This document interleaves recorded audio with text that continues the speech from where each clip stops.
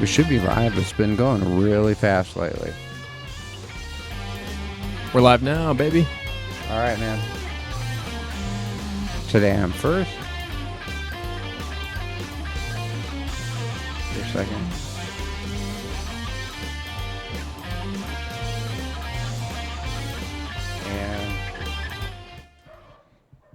And bam.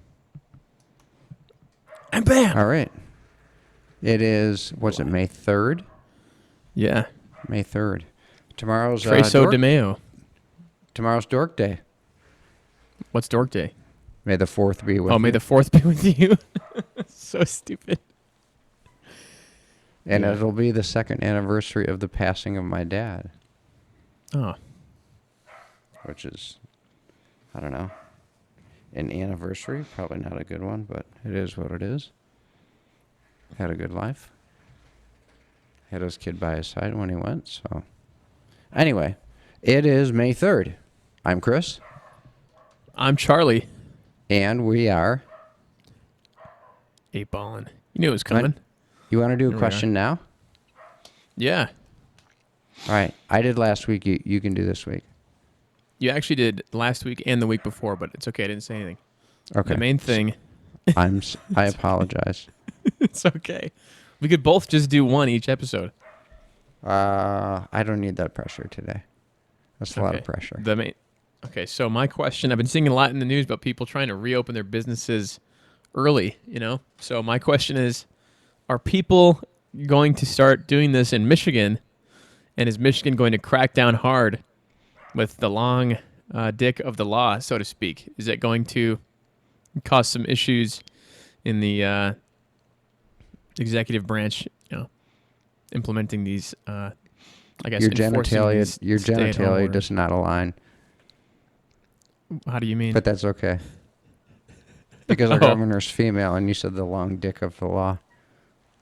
Well, the law is in itself, in general, more or less. I was going with a, Just fuck you make in it the a ass joke. type. It's just an There opportunity you go. for a joke. Right. So when Gretchen Whitmer's on a disaligned genitalia be forcing these small business owners, going to be enforcing these harsh punishments on them soon. Let's see.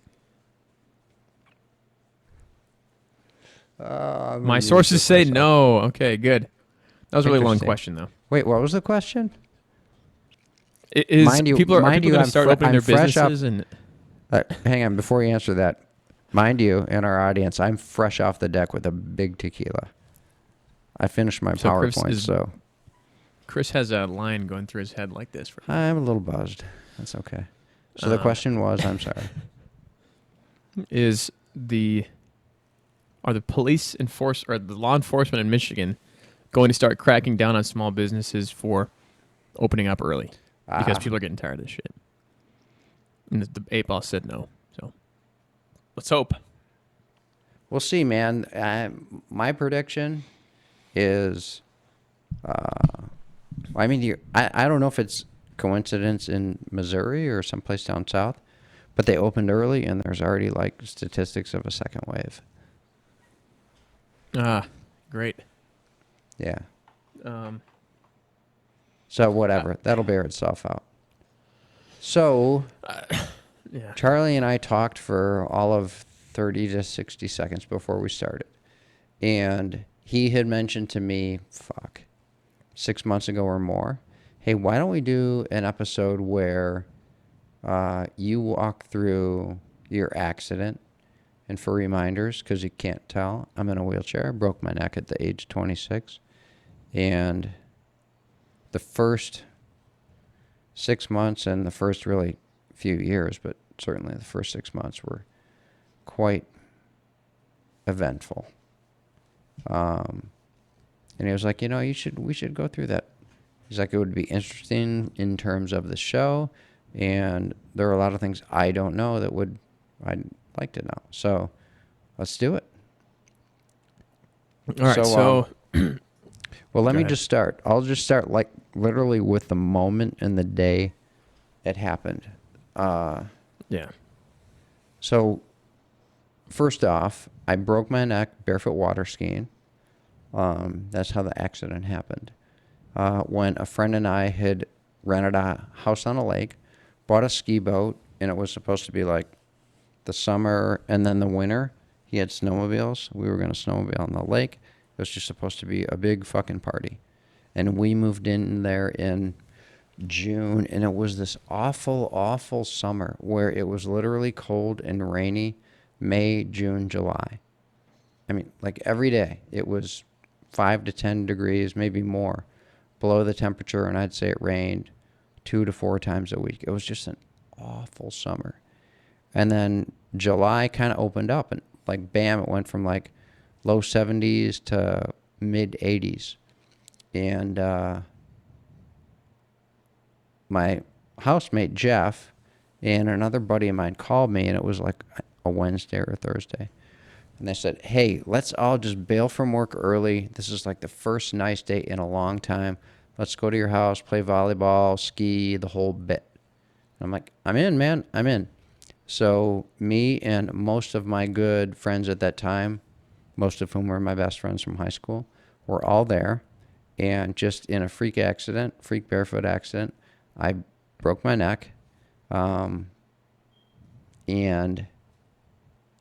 it was bizarre, actually. I had, so I'll just do all of it in one episode. I used to have nightmares when I was a little kid, and they were like these really non-specific things of something horrific happening. And so I fell, and I kind of couldn't move. And I couldn't move my legs, and I'm like, something's wrong. And my neck felt kind of funky, no pain. And I reached back, and I felt my neck, and there's like this just huge ass hunk of bone sticking out. And I'm like, fuck me. I broke my neck, and at that second, I literally like visualized me in a wheelchair. I'm like, this is it. I'm in a chair for the rest of my life. And that like process was 20 seconds, maybe 5 seconds. And then all of a sudden, like, the dots connected on the childhood nightmares, and just a lot of things fell into place.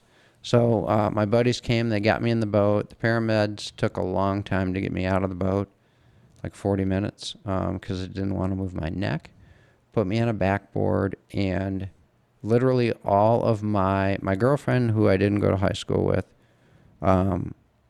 and then a lot of my high school friends were just standing there watching me get loaded into an ambulance. And I'll never forget it. They were like a gauntlet on either side of me, and I was like this bulletproof guy, you know, snow skiing, windsurfing, mountain biking, barefoot and water skiing, whatever. That this just, the math was not there for this to happen. And their eyes, just as I got loaded into the ambulance, were just like incredulous. So that happened. So here's a funny part. So they take me to the nearest hospital. I'm in a full flotation barefoot wetsuit. So it's like a suit that goes from your knees and up, and it's got padding and flotation, so you don't need a life preserver. And it keeps you from getting too bruised up. And they had to cut parts of it off. I've told very few people this, like maybe 2 ever. So they had to cut parts of it off. So I go to Huron Valley Medical Center because they want to get you on these steroids that help make it less severe in the long run. And one of the nurses was super, super, super hot. And like right now, my life is literally unraveling. And this girl's like my age, you know, she's a 9 or a 10. And I'm thinking like, they cut up the sweatsuit. Fuck him. I'm like, do I still look good? So, and I'm not kidding. Like, I'm in this emergency room. My life is falling apart, or has fallen apart, or whatever. And I'm like, so is the hot chick fucking attracted to me? Anyway, She's like, this guy's badass. In here. That was going through my mind. So whatever. I mean, you know, some things you can't kill.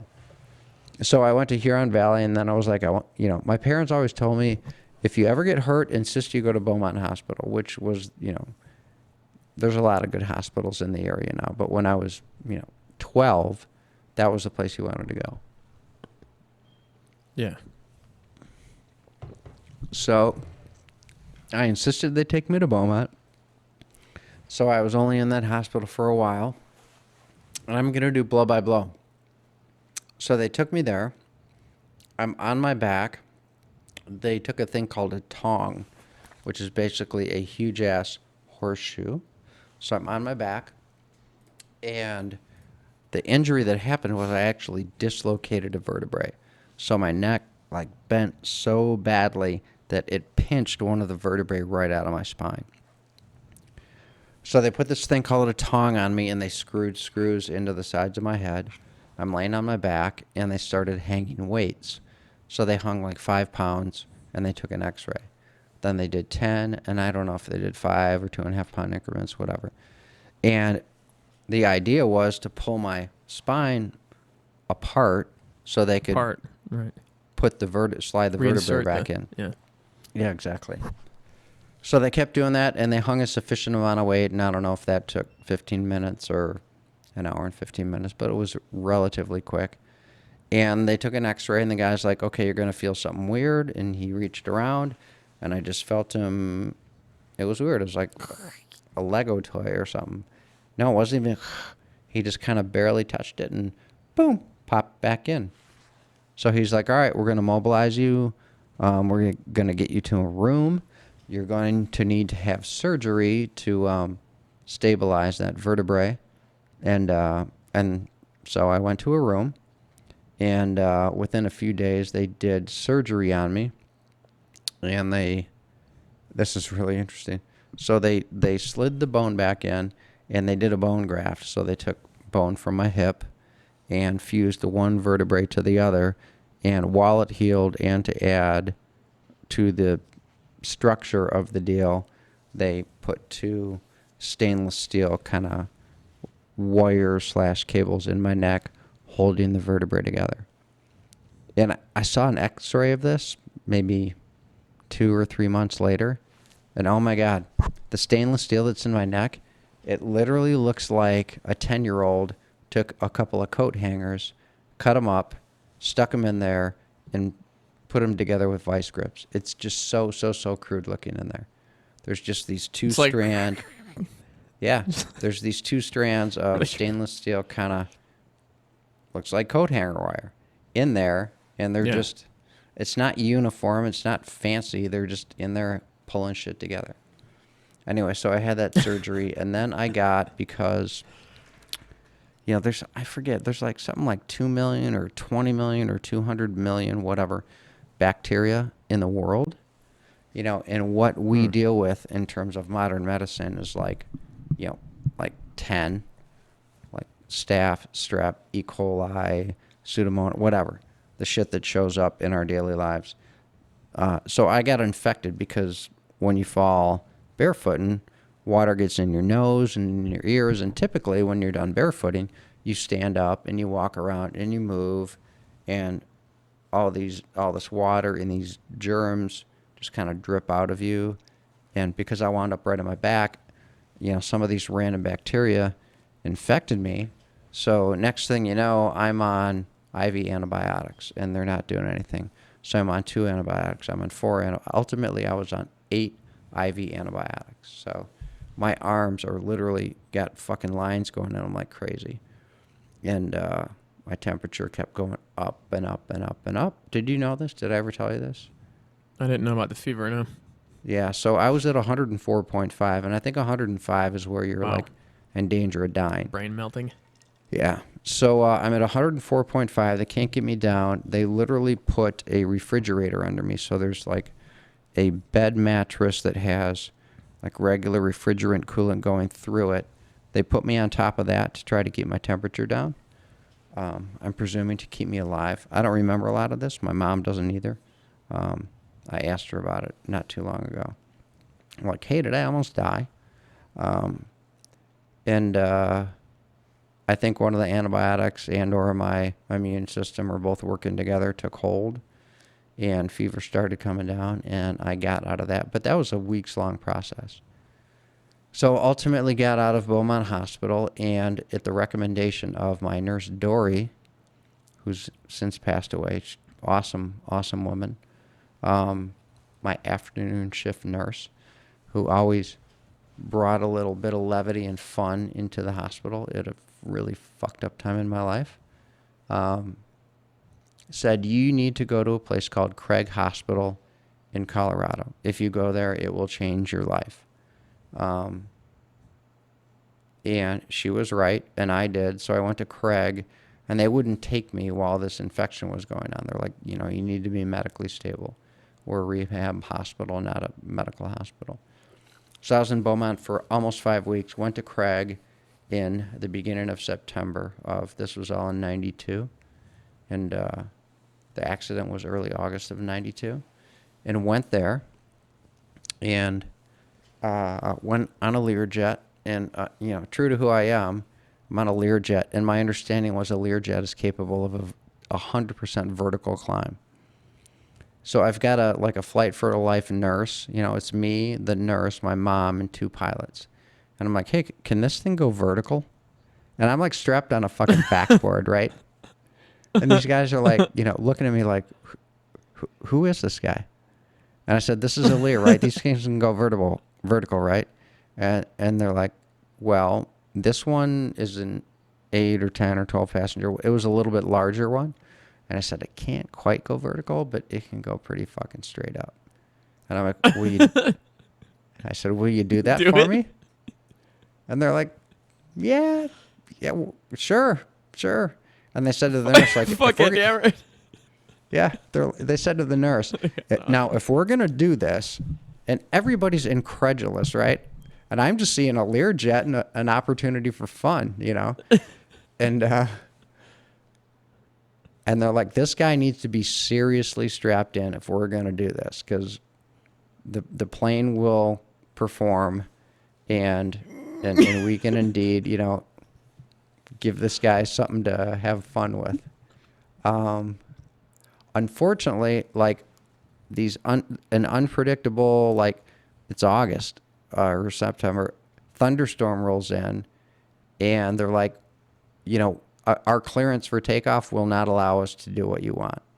Like, we're really sorry, but anyway, so flew to Colorado, went to Craig, checked in, and I checked into a room with 2 patients, me and one other. And the guy I was with, I don't know why they put me in this room. The guy I was with was a super high cervical, like Christopher Reeve type injury, worse.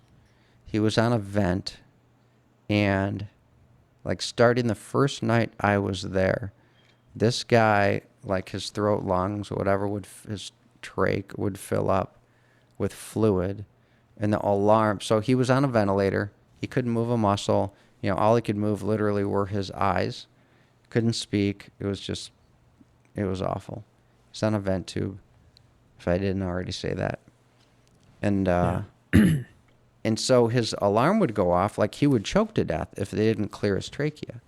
So they'd pull the thing off, and they'd stick suction in the tube and pull the goo out. And that would happen, say, 3 to 5 times a night. So, you know, it was difficult enough sleeping, let alone, you know, at 3 in the morning, 4 in the morning, 5 in the morning, 2 in the morning, his fucking thing going off, 3 nurses running in, you know, suctioning him. And I'm like, being in that room was the worst part of the whole thing. Because I'm like, I'm part of this process of this guy who's helpless and, you know, a couple minutes away from dying if he doesn't get help every fucking night. And I'm like, what has my life become? So I was like, I said to, you know, my nurse, or I don't remember, somebody, like, you got to get me out of this room, man. You know, put another guy in a vent in here. My goal's to get what I can out of this, not be in a room with a totally non-functioning quadriplegic. Experience the despair, yeah. Yeah, so they moved me, and I was in a room with Earl, I think was his name. This guy was, he wore you up in a way. Was really hilarious. And I said, you know what? I really, really, really lobbied for a single, and ultimately I got a single. And my room was the party room in Craig. And if you were 21 and you reached a certain level of like health and proficiency and whatever, you got a beer pass. Oh, nice. Yeah. So I had my mom bring out my little TV and VCR, and you had like a little mini fridge. So I kept beer in my mini fridge, and I was the party room because I had the TV, and it went from, so getting out of the horrific room and the noisy Earl room, at that point it turned into like wheelchair camp because there's no rehab. Like you can't unparalyze somebody. What Right, what as much you're as you doing can is, try. Right. yeah, what you're doing is teaching people how to live with this new, set of dysfunctionality. But around that point when I got that single room, it turned into wheelchair camp. And I made friends, and, there were, so there's like 30 to 40 people, I think 30 to 40 beds. So say 30 to 35 people at any given time going through this. And you develop a lot of relationships, and the people who came in, say within a week of you, either side. I was there September, October, November, and part of December, so 3.5 months.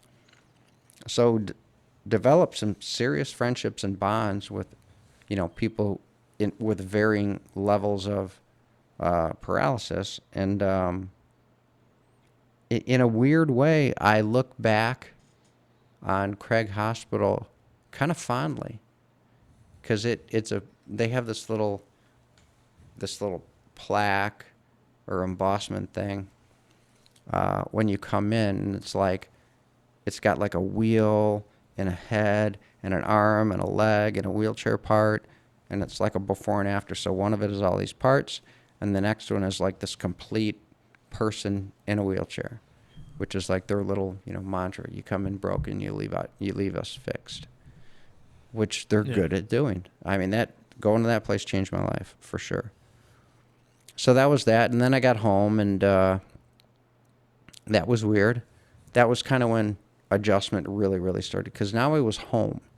So I moved back in with my mom, and so I was home, but now everything's really different. You're back in your environment. I was in the house I spent, not that I grew up in, but my parents built when I went to college. And anyway, familiar place, familiar territory, back with where your friends live, but with this just completely new and at the time bizarre, and maybe still bizarre, set of circumstances. So, kind of the cliche is your true rehab starts when you leave the rehab hospital. So I remember I got home exactly a week before Christmas Eve, and so obviously early or mid-December.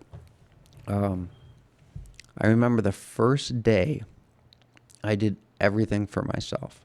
So I didn't go right back to work. My boss, who was very cool about the whole thing, was like, you've got a job here. Come back when you're ready. Take as much time as you want.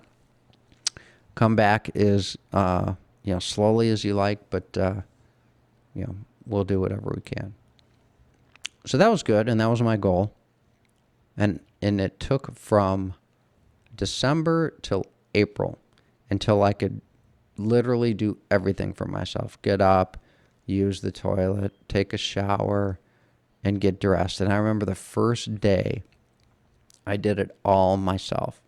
So the first day I did everything for myself. I was 100% self-sufficient. I started at 8 in the morning, and I finished at 4 in the afternoon. 8 hours. Took 8 hours. Wow. Yeah. To get ready, like for the day? Mm-hmm.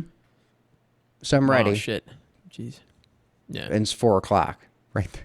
And the day's kind of over, But I did it. You're like, I Check. did it. Yeah. And I told the people at Craig, they're like, what's your goal when you get out of here? I said a couple of things. I said, but the biggest one is nobody's fucking touching me.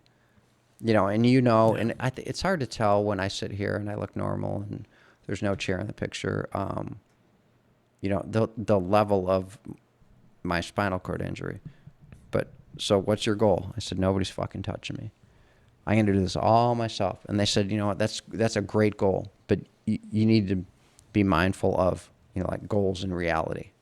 And they're like, it happens, but there aren't a lot of people at your level of injury that go through their life, without help. And I'm like, trust me, nobody's fucking touching me. Anyway. Some of those people, yes. If someone's done it, I can do it. Don't fucking, yeah. Don't give me that. Yeah, for sure. That, yeah. Anyway, so that was April of 93, I guess. So I was like, all right, I can do it. Now it's just a matter of, 4 o'clock doesn't work. We just got to start chipping away at the time thing. It's going to be a third shifter. Yeah. And whittled away at it. It still takes a long time, but as you know, so that's the story between me getting injured and getting home. Then I went back to work at my job. And at first it was 2-3 hours a day, then 3, 4, 4, 5, to the point where I was working like 6-7 hours a day. And off it went from there.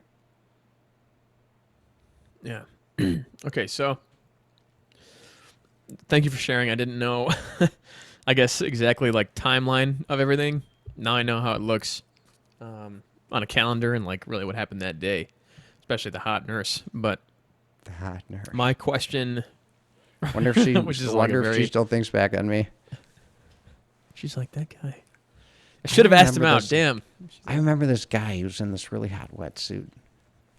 Anyway, we They're digress. cutting it off, and I was like, go higher, go higher. No. Summertime in Michigan is very much, at least for a guy in their young, your 20s, is very much like that kind of a situation. I don't know. Like, at least that's what I've experienced. It's like For sure, yeah. everyone's and I was just trying 26. to get along, and yeah.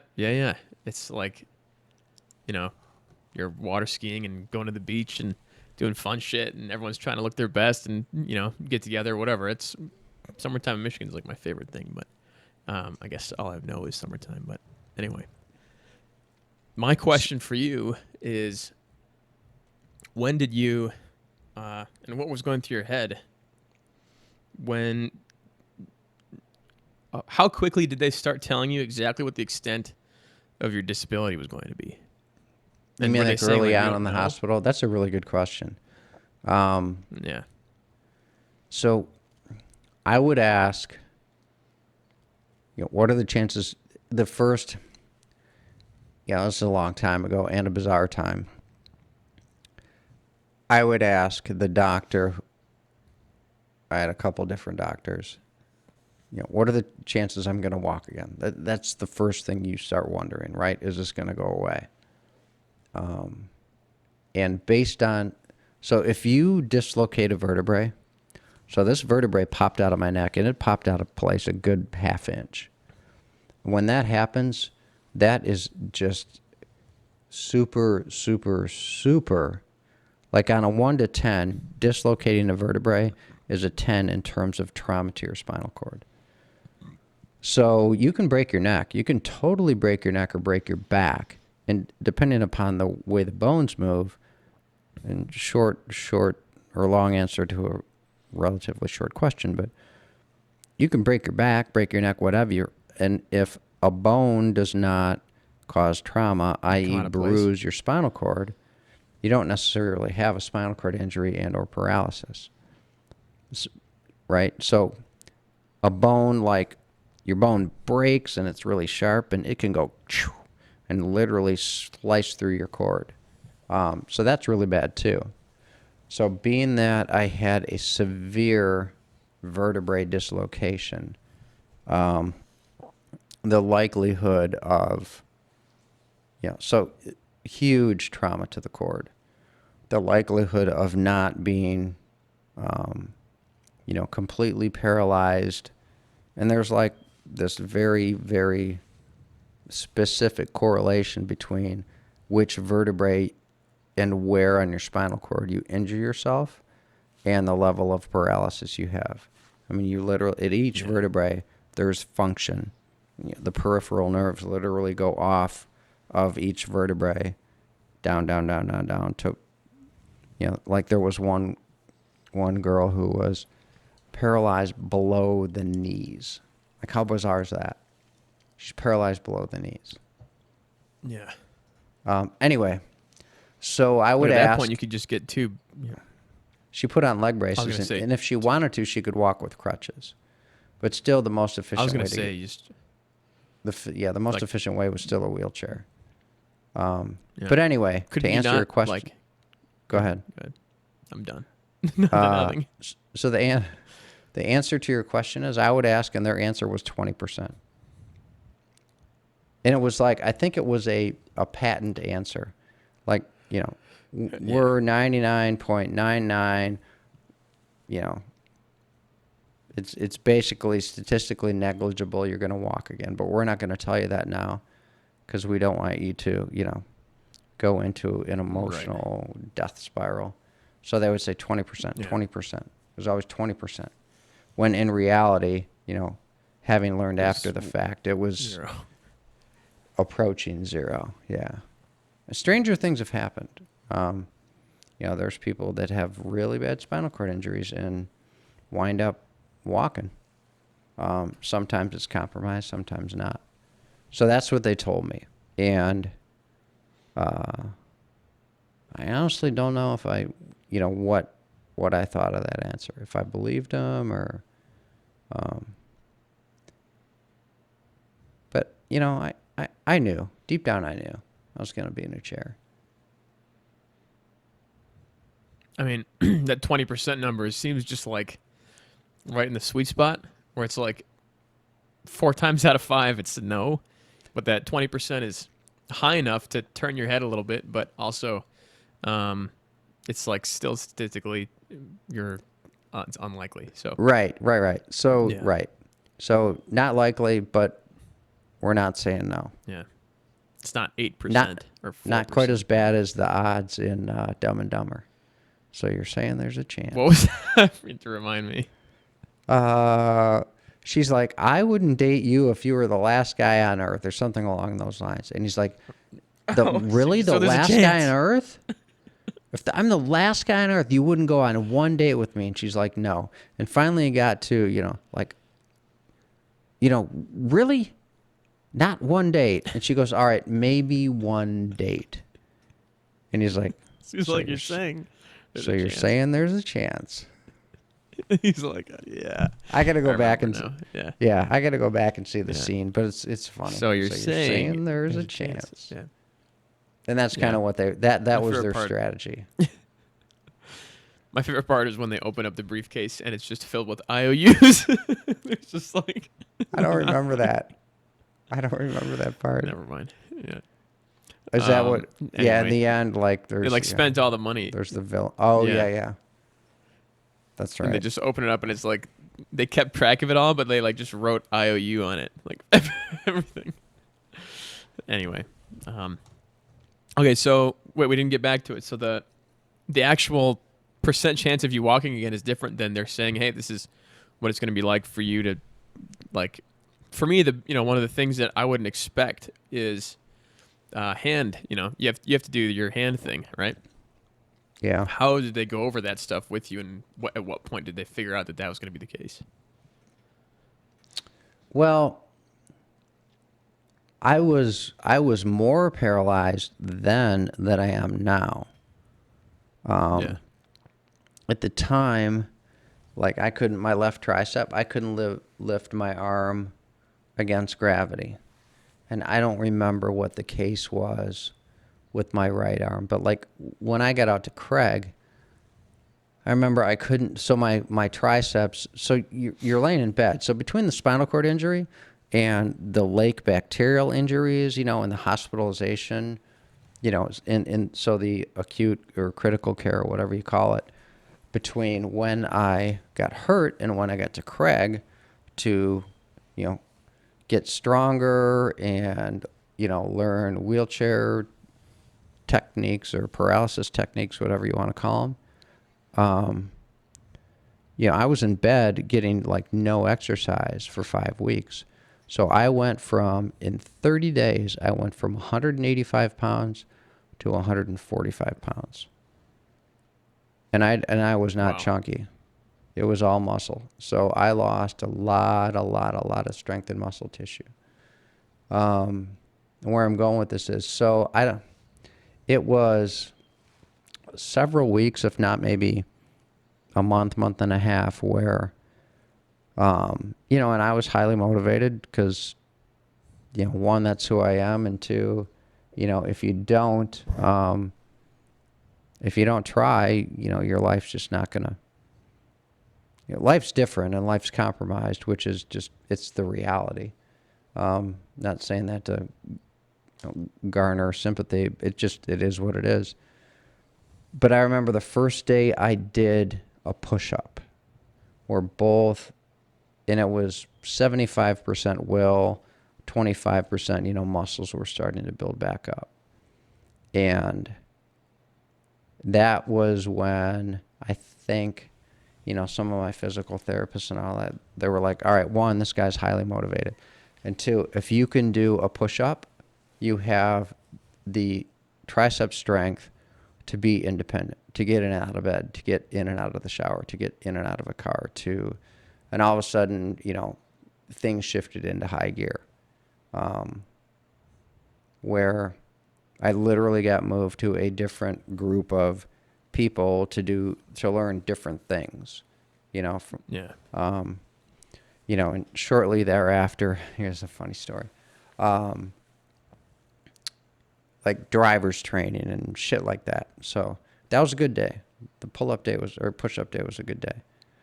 So the driver's instructor's name was Lola.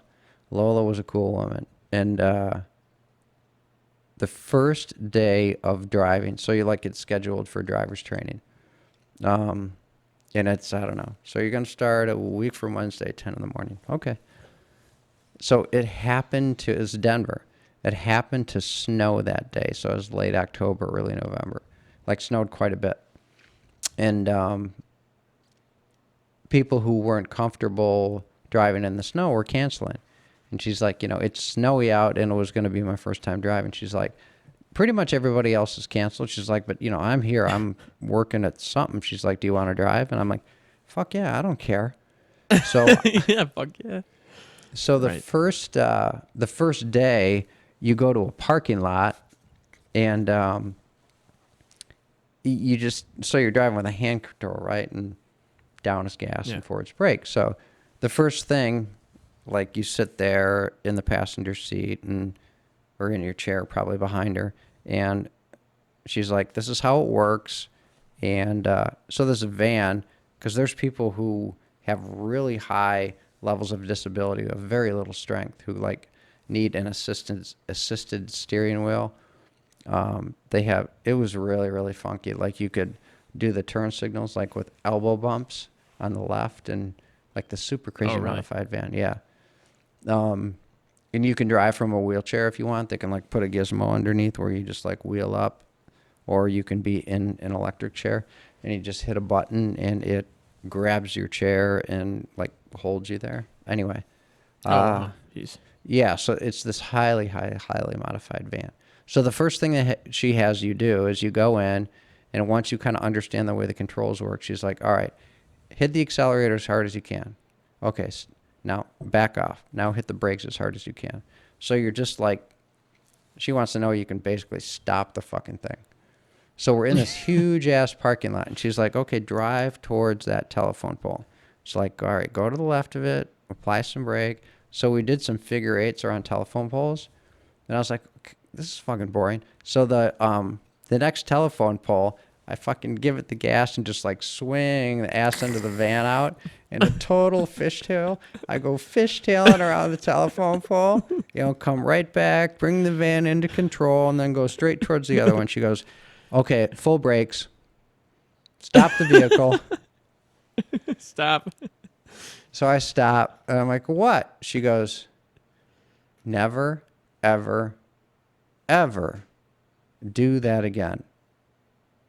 I said, I don't know if you realize this, but that was totally intentional, and I was fully in control of the van the whole time. She said, I'm aware of that. I'm aware of that. But one, this is a $100,000 van. And van, two, right? and two, you do not take risks with my safety when I'm teaching you how to drive. Are we clear? And I'm like, fine. Yeah. But it was so funny. I'm like, that was intentional. And she's like, that's clear. But we are not doing that again. Anyway. So Right. Yeah, and she sees you today, right? And after the fact, I could tell, like, deep down, like, she thought it was cool, and like that was pretty neat. Oh, I got a cool guy here. But anyway, right. Never do that. You should you should send her a picture of one of those plaques in your garage from Corvette Club. You're like, notice the date on this. Yeah, I don't. Yeah. So I was 26. She was probably 45. So you're still a kid. She's probably still around. Yeah, that'd be cool. She wouldn't be surprised. Lola was cool. She was fun. So after that, she's like, all right, we're getting you out of this van. We're going to drive the car. You got no business being in this van. So then there was like Chrysler or an Oldsmobile, whatever the fuck it was. But it was better than driving that van. Yeah. And then you graduated all the way up to the vet. Yeah. Right. Yeah. Well, when I came home, I drove a van for, I don't know, probably close to 5 years. Was that state supplied?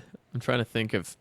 I had to buy the van, and then Michigan Voc Rehab. So, like, the government wanting to get you back to work, they paid for the modifications. So the van was like $25,000, and the modifications were probably $15,000 or $20,000.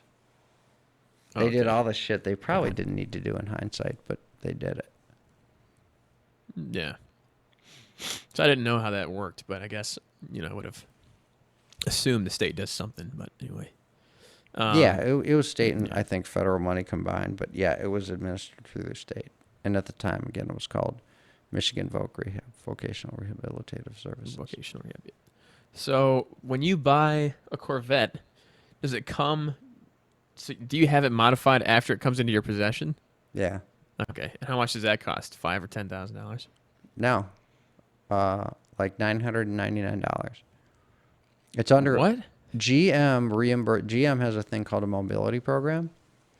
And if you buy a new or lease a new vehicle, they will give you $1,000 towards any adaptive equipment you might need if you have like a certified disability. Yeah.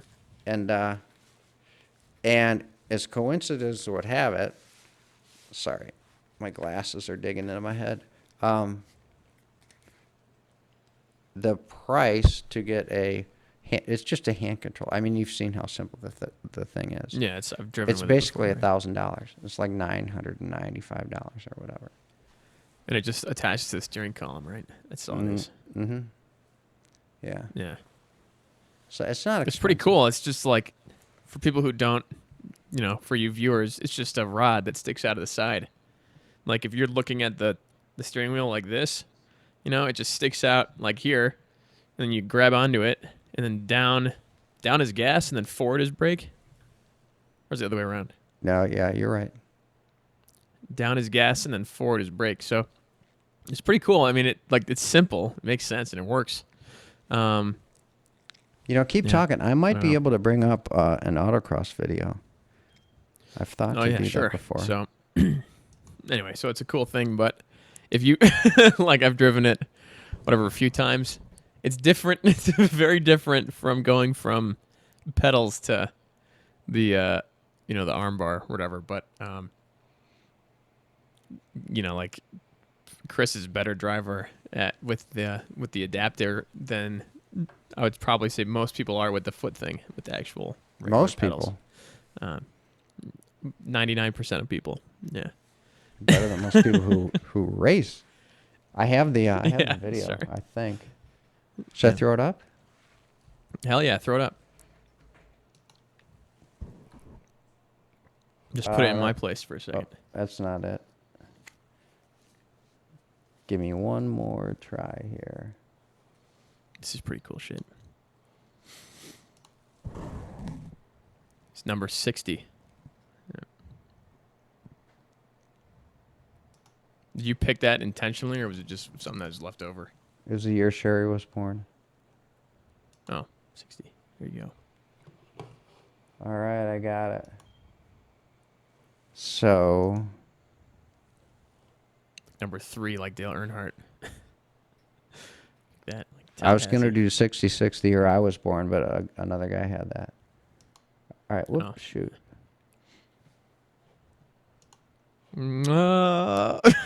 Full screen. Oh, yeah. Hang on, I'm not paying the closest attention here.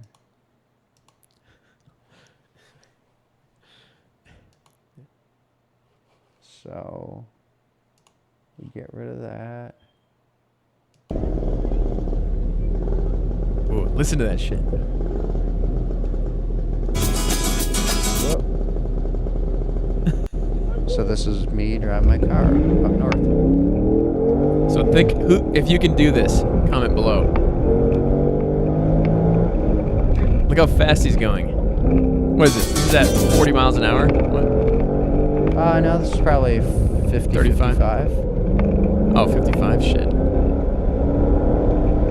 Yeah, I'm not going slower than 50 anywhere here.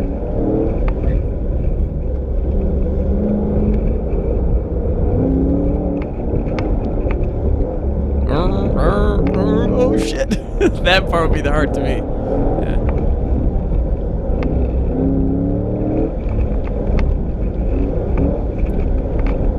So if you're thinking 50, 55, that's not that fast. Fuck yeah, it is. Well, If you there's can do areas in this here shit. where you're doing 80. It just doesn't look like Yeah, I was it. gonna say, yeah.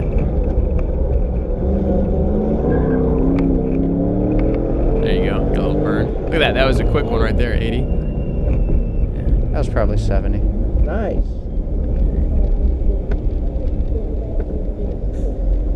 So that is autocrossing. So Chris finding about Yeah. 8/10 of a second on his final run. Great job on fourth runs. Hopefully it's clean. So let's see. So back to us. And that is awesome. Yeah. Yeah. I don't think that's going to happen this summer. My plan was to start racing again this summer. But, Right, I remember. freaking coronavirus. Fuckers. Yeah. Sons of bitches. Yeah, so Just that's, stupid. Whatever. Anyway. well, doesn't have a brain. I shouldn't say stupid. Whatever. It is what it is. But yeah, so, you know, I think that you obviously did a lot better than most people, and part of that's not part of it. I think it's entirely due in part to your motivation, willpower. Well, yeah, I mean, the class I ended in when I raced was a super, super competitive class. My car was woefully underprepared.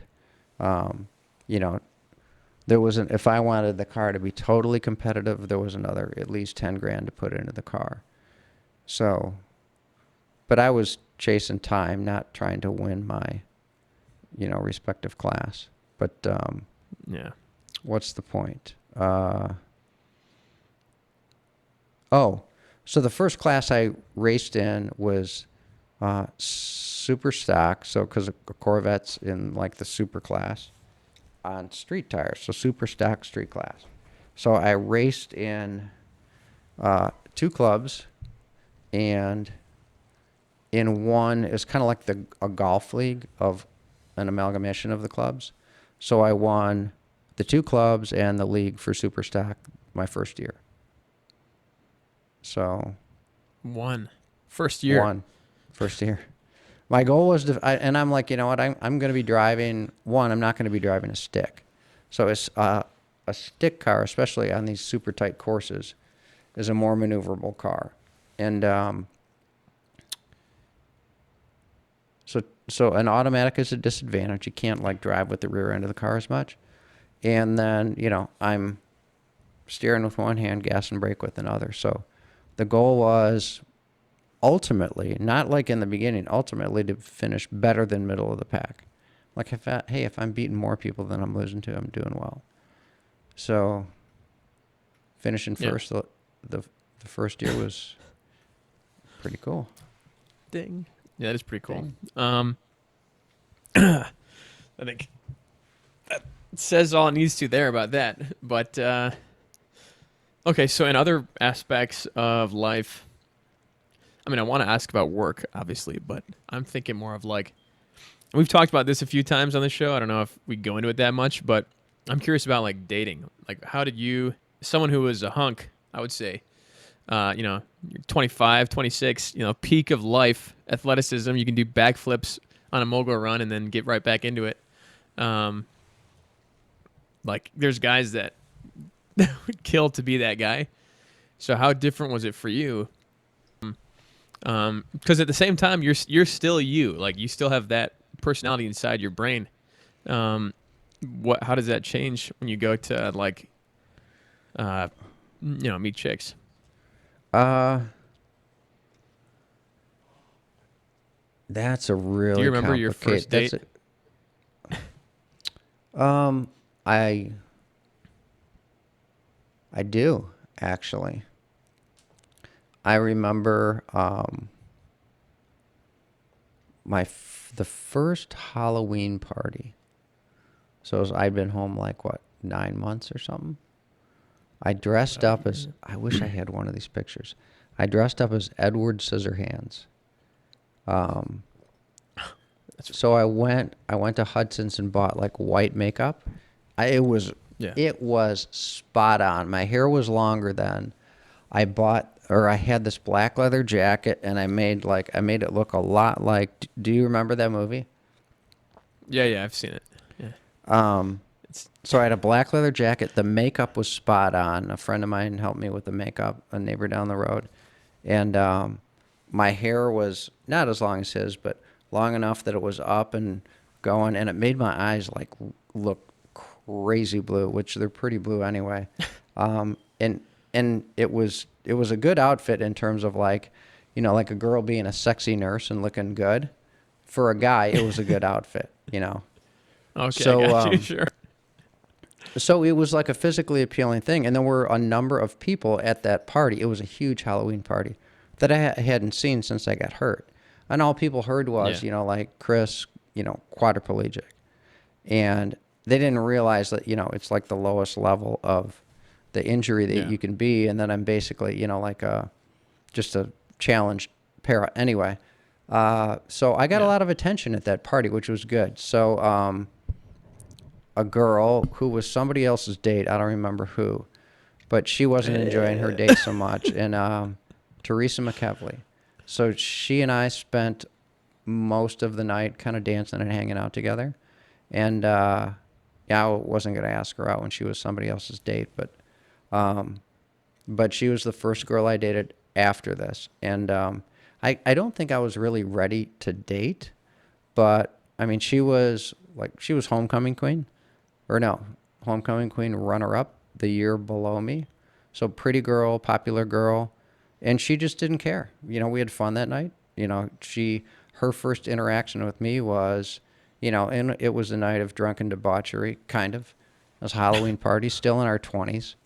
And yeah, right. Yeah, we danced and had a ton of fun together. And that was that was her introduction to me. So for her, it was like same old, fun, cool guy Chris, just in a wheelchair. Oh, that really sucks, but sure, I'll go on a date with him. So we dated for a few months, and like I said, I wasn't ready, and I kind of blew her off on a couple of occasions, and she just kind of went her way. It was my fault. I fucked up. I didn't handle it well, but maybe I wasn't equipped. I don't know. Sure. But then, so I mean, ever since then, it was never hard to find somebody to date. That having been said, there were a lot of girls, women, whatever. I think that would be like, you don't date a guy in a wheelchair. Just like that's a deal breaker. And that's fine. It's a free world. I have no issues with that. Nobody's obligated to date me. Just like nobody's obligated to date a fucking trans person. If you're like, I don't want to date somebody in a chair. Same thing, right? Yeah, fuck you. What are you talking? But I mean, if something goes through somebody's mind and they're like, you know what? He won't be able to go up north and ski with me. We won't be able to run together or, hike through the woods or whatever you're into. And those are prerequisites. That's okay. I get it. And I'm 100% okay with that. 100% okay. So it reduces, it makes it a little more difficult, but, so you're looking for, just somebody who's open to stuff. And I've dated people who have been like that, and they're like, I'm going to go do this. Are you okay with that? I'm like, fucking yeah. Go ski, go sail, go whatever. I remember I was kind of starting to date this one girl, and she was a school teacher in Chicago, but grew up on the west side of the state. So she invited me out to her folks' place on Lake Michigan. So we were out at the beach, and it was a pretty small, like a small town kind of summery place. And one of her friends from high school was like, "Hey, I'm fitting up the Hobie. You want to go racing? You want to go sailing?" And she looked at me and she's like, I'm like, go. I'm like, go have fun. I'll sit here. I am totally content hanging in the sun. I'm just, looking out at Lake Michigan anyway. It'll be more interesting if you're out on a Hobie Cat. It's cool. I'm used to it. It's all right. Yeah. But no, she felt bad. Whatever, right. She felt bad for two reasons. One, potentially, leaving me by myself. And two, not having the opportunity to go out and all do it.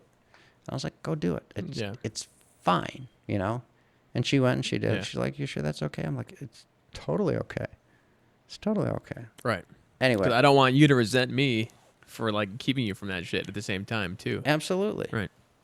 Yeah. Yeah. So stuff like that. Yep. Go do whatever. I'm fine. But again, it's reduced the pool. But that's okay. That's okay. It's easier, honestly. Yeah. Well, it's kind of a weeder. I mean. Yeah. Right. You're going to get somebody with certain selfless qualities. Yeah. So it's, that part of it has been less an issue than I would have thought. Yeah. And from what we've talked about, that's how I would understand it. But yeah, I just didn't know when you were a young guy getting back into it, how that was. So I had a lot of cool and very cute girlfriends in my 20s. Nice. There you go. I wouldn't say a lot. I mean, I was never one to like date around anyway. If I met somebody I was interested in, I would date them. But, I would say I had a girlfriend more than I didn't through a lot of it. Well. Yeah. Anyway, it wasn't an issue, which surprised me. Good. Yeah. Yeah. Okay, so finally, this would be I guess not finally, but my next thing would be, so for work, you mentioned your boss being cool about it, but I would imagine obviously it made things different for you, when you were looking for something. I guess obviously that was accommodating, but at the same time that fulfilled you without, holding you back. I don't know. Did you have to jump around a little bit between? No, not at all, actually. Because I mastered getting ready and get up early enough that, working a full-time job's not an issue. It's exhausting. Work doesn't know that. Work doesn't know that I get up at 4:30 to get there at 9. But, you know, so it's, then you work a full day, you come home, I try to get in a quick workout and make some dinner. And by that time, I'm zapped. But again, work doesn't know that. It doesn't, and work's work. I mean, my dad always said they call it work for a reason. But I mean, you know, Yeah. you and I have had conversations. I didn't, if I could redo it, I'd have been a doctor or a lawyer or something more kind of vocation specific. You know, I got a degree in economics that was like kind of this broad-based kind of business-ish degree that is sufficiently broad on a resume that you can do, you know, who knows what. It's basically a business degree. So, I mean, I've had jobs that, none of my jobs have been awful, but I've never had a job where I was like, I really like doing this. You know, you have to do stuff, Yeah. but you get paid. I mean, that's the upside. You know, I hate the cliche, find something you love, do it for a living, and you'll never work another day in your life. Those are dream jobs. Those are one in a, they're not 1 in a million, but they're 1 in 1,000 or 1 in 10,000 kinds of jobs, right? I mean, what, Yeah. before I got hurt, and probably now, but I can't do it, you know, what did I really, really, really like to do? Ski. So I get a Yeah. job as a ski instructor or a ski patrol or whatever. You know, that's going to pay $20,000 working, you know, 5 months a year. Then what? Yeah. You know, that's barely enough to Right. live, especially when you're going to live in Vail or Aspen or, you know, a place that's crazy expensive. You know, you're going to live in an apartment on top of a bunch of other people to get by. And I don't know, fuck, maybe that would have been a good life. I don't know. But what do you, again, you know, what if you're into music or art? You know, I mean, there's so many failed musicians and artists and whatever, like, you know, who struggle. You just, it just doesn't work that way. It doesn't work that Yeah. way. You know, if I could, you know what I like doing as much as anything right now is talking about shit that matters to me. I would do this for a Yeah. living. But there's Well, hell 80, yeah. Like, there's I- 80,000 podcasts, right? And while you and I and every haven't single worked, one of them. while you and I haven't worked at marketing this, because I think we're still just not quite ready to go there. Yeah. What's my point? Oh, even if we did, so let's say we worked really hard, and I think a successful podcast would be several thousand views. You know, you don't make real money until you're like, you know, like Joe Rogan-ish, or, you know, I mean, He's got episodes in where terms there's of fucking views, he's the 5 most million successful. views. Right. Yeah, he is the most successful, period. yeah, he's getting 3 mils, Easily. 2 to yeah. 3 million views a show, and he's cranking out Right. 5, 6 a week. But I mean, if you're, I don't know, if you're Dave Rubin or Ben Shapiro or whatever, you know, those guys are making a living, but they're not getting rich. They probably don't make the money I Right. make at my real job. Right. You know, so, Yeah. and you know this, my goal is, you know, at some point in the not terribly distant future to find a way to retire. And this coronavirus thing certainly didn't help people who've saved, you know, retire. But anyway, was to keep doing this and be more prepared and, you know, just improve the quality of the show and start to take it to a level where you get viewers and it just becomes more meaningful because you're at least touching people. And then maybe you make a little bit of money. Fuck, at least I could pay off the equipment. At the very But- least, right? Yeah. But like I said, that saying just bugs me. Do what you love to do. You'll never work another day in your life. Yeah, but you probably won't eat. Right. I was gonna say, find something that pays a fuckload of money and do that for a while.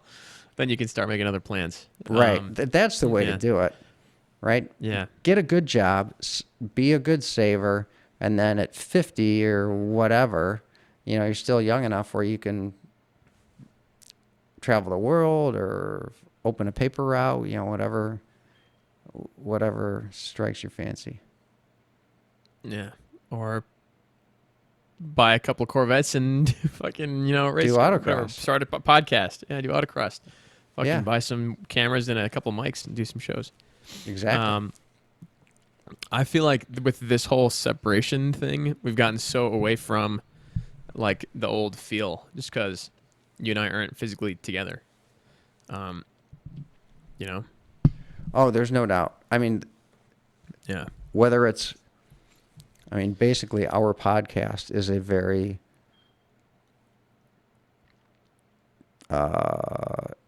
usually very topical and conversation.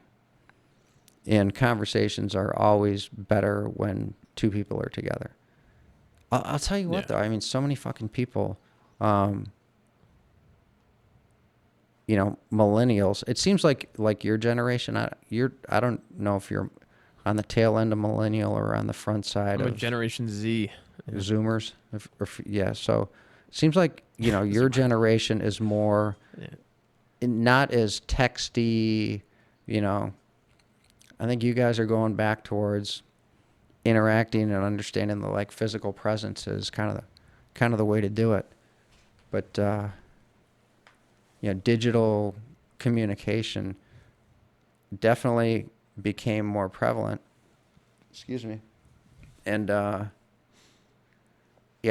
but back to your point, being with somebody is just different. There's energy. There's energy when you're with somebody in a room. Period. Just different. Yeah. Yeah. I don't know. Along that line, I think this has been a good experience for everyone. We talked about this a little bit last show, but everyone learning about how like what you can really do with technology these days. You can like your whole entire job can be done from a internet link, right? Like that's what it is, And if you're not in that spot, maybe I don't know. Times, maybe it's time to find something that works like that. In terms of we also touched on that Darwin thing, like getting, that being in a position where that's okay and you can do your job like that. Yeah. It's a valuable thing. Yeah. But- 90% of my job I did from my desk in my office, and the physical visits I got from coworkers and people that work for me are just phone calls now. And the other part is, I'm at my desk with papers and computer shit, and on my kitchen table is my little work area with a bunch of papers and a computer. Right. Yeah. I don't know. It's nice at the same time. It's that physical connection is something that matters to me. And I've never really been on the whole like web generation, like kids who were raised by YouTube and shit like that. I was never part of that, but I don't know. Ready to get back to it. I need like fucking thrown back into the mix. Anyway. Yeah, well, Yeah. we're gonna start that, and my concern is that we have a phase 2 that's equally as bad or worse because it's out there and we just get ignorant about the whole thing. Yeah. Yeah. I don't know. And there Anyway, you have it. How are we on I'm, time? We're over an hour, but I was trying to think of something else to ask you. It pretty much touches on everything, and I know we've talked about like you're kind of delving back into doing the things that you like to do, like skiing. You were like, "Fuck that! I'm not doing the wheelchair skiing. Like that shit's stupid." And I kind of agree. I would have felt the same way, but you Yeah. seem to be living it up as much as you can. You mean now living more life than to the before, fullest. or No. just I generally? mean, people who get, like, I would say, paralysis, paraplegic or quadriplegic, like those kinds of disabilities, don't end up going and becoming, SSP autocross racers, SSP class autocross drivers. They're not doing podcast shit. They're not doing wheelchair I used racing, to travel. that shit. Yeah, I used to Yeah. as you know, Yeah. travel travel coast to coast doing marathons. Yeah. Yeah, they're not Spent doing the better part marathons, of a that's for decade fucking doing sure. that. Yeah. So I mean, that stuff to me is like just your ability to do that. You're already. I was What's gonna funny, say you- easily top 1% of anybody. You know I'm on Sorry, go Match, ahead. right? And Well, yeah. I put a paragraph in there that kind of addresses the wheelchair thing in a creative way. I think I read it to you. But, I wanted to put in there, you can look at the picture in the Huge wheelchair. cock. But, right, there's that too. But, put in there, if you're hung up on the wheelchair, how many people on this website have been a nationally ranked athlete, a regionally competitive race car driver, and there's a few other things. But I mean, those two right there, those are outlier things, chair or no chair. Yeah. Right. So, It's already impressive. but that said, it's still a restricted life, right? Can't go skiing, can't go, just most things are a hassle. And people don't see it because I avoid struggling in front of people. which is which is half of the game. You just avoid that shit. But It is. It's absolutely. yeah. What don't you do? What don't you do? Right. But Yeah. yeah, But I'd say that you're yeah. there's plenty of good things. There's good life to be had. It's just a frame of mind. Which is the thing that I think puts you apart from most other people living in a wheelchair, and then beyond that, 95% of most regular people who are just sad about life, or I can't do this and this is holding me back, and things that are downers. But when you look at you, it's like you've had this fucking wheelchair aside, other things that have just been thrown at you, especially as of late. Other people would be like taking the wind out of their sails, and it's this hugely admirable thing that you still find, things to do, and that you're not just like doing them either. You're doing them as much as you can. So I Well, think that should be a lesson for people out there, at least. I'll say you know, this, and I think I've said good. this to you. Yeah. Part of what's behind that is just selfishness. Like, fuck it. I don't want a shitty life. I don't want to lay in bed Well, in yeah. fucking misery, I want to do stuff. Yeah. Just the selfish side of it. I don't want to be miserable, so I'm going to find things to do and ways to do stuff to have a regular life. And you know who would vastly approve of that life, I guess, that focus? Ayn Rand, inventor of objectivism. There you go. She conceived objectivism. Selfishness should be your prime focus in life. Right. And that's you made make you the happy best and of you, everything. and you're better. You wind up serving other people better. No doubt about it. Right. You take care of you first, There and you you're a go. better you for everybody else who's around. Yeah. And also your life's better, so whatever. I think that's And the your main life's thing, better but, for you. Yeah. No doubt. That's good. People should Yes. take away from that. It's not fucking easy, but you have it probably a little bit easier than some people. So Life's not easy, enjoy it period. and fucking do what you can. Wheelchair or no Right. wheelchair. Life's not easy.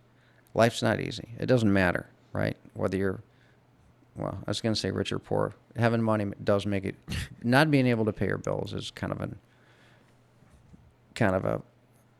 anyway, life's not easy. There's obstacles and there's suffering, and nobody gets through life without tragedy of some sort. It's unavoidable. Yeah. But find that selfish bone. Find that, and fucking go do something. Find something. Find a thing. Yeah, that's something I've said ever since before I got hurt. I had skiing, and I used to say, you know what, if everybody loved something as much as I loved skiing, the world would be such a better place. Because people would be worried about their little deal that they love and not what everybody else is doing. But people don't do that. Skiing is fucking awesome, and I regret not having been able to go, but I know for a fact I'll be putting time aside this year. Lots of things are awesome. Doesn't float my boat, but fucking watercolors, right? People who paint, music, Yeah. movies, reading. I started getting into whatever. pens. Wait, did I show you this? I just started buying like a bunch of different fucking fountain pens just The for the fuck of it. The Mont Blanc. I did get one. I almost pulled the trigger on the FN 5.7. Oh yeah, you showed that on the other show. Oh, I did. That's funny. Yeah. I don't even remember. Yeah. It's I almost like bought the 600 much, FN. but that 5.7 Ruger makes a 57. It's the same shit. Yeah. I hear it's better, but Um, whatever. well, there's a guy who blueprints and retriggers the FN to make it like just the supreme gun. Oh, really? Yeah. Gotcha. Yeah. That gets You're it pretty pricey. Wait, did I? but- Yeah. Did I point that out to you, or did you come to that on your own? No, I found a guy who Yeah. did all this, and he totally dogged the Ruger. Actually, Oh, Not really? totally. Shit. He didn't Oh. totally dog the Ruger, but he said, Well, it's brand you new. know, if you 2020. re-trigger, he didn't like.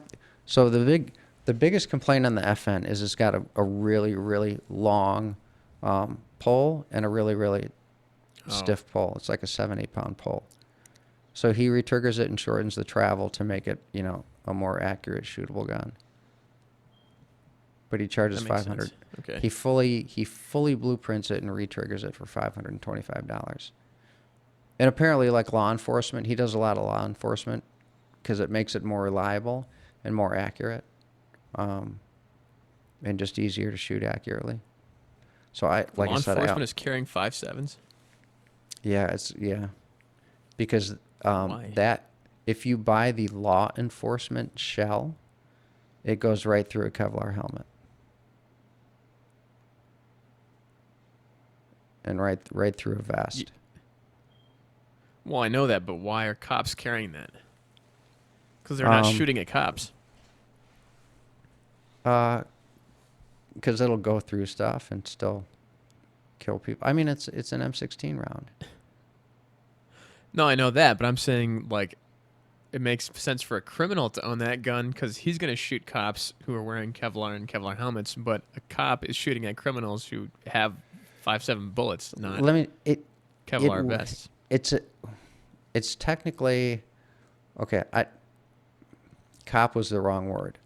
It's a really popular like NATO special ops, Secret Service, those kinds of guns. Okay, sure. Yeah, those guys. That makes sense. Yeah. So it's a quote 'Cause it's unquote armor NATO penetrating, yeah. NATO round, whatever that means. Yeah. So it's guys who are in like a NATO 5.56. Yeah. serious firefights. Yeah. You know, which is I get it, Peppermills. yeah. This is a pretty rough street. You know, Peppermill. just by the name you I can bought tell. Peppermill, motherfucker. What's up? Oh, you think 8 Mile's tough, bitch? I'm from Right. Peppermile, motherfucker. I You live don't on even know what goes Peppermill. on. They don't even talk I about live it. on Peppermill Road. It's a Road. rough street. I got a bunch of teachers on my street. They're a rough bunch. These fucking teachers, especially with they're all being home, coronavirus. They're acting a fool more so than lately. Right. Oh man, They're crazy, man. They're more so than crazy. usual. Yeah. All right, hey. Bitch. I used to say that about 12 Mile. Yeah. Let's call It's it. getting late. Yeah. Yeah. All right. All Well, right. thank you, Chris, for doing that. I feel like I'm a little bit more insight into the whole thing and the whole deal. But And I don't know how hope much I other covered. people, anybody who watches this, I don't know how much I most of covered it. of the whole deal, but I mean the kind of the early ugly part. That was a weird time. yeah. And on that note, let's fade this guy out. Keep waving while I get the music going here. Yeah. Oh, did we ask? Yeah. Did you ask an 8-ball question? Wait, I got another one. Yeah. You got another Should one. people take away a good life lesson for this? Yes, definitely. Bam. Have a good weekend, All right. folks. Say goodbye to Charlie. Bye, Charlie. Later, people. Episode 40 something.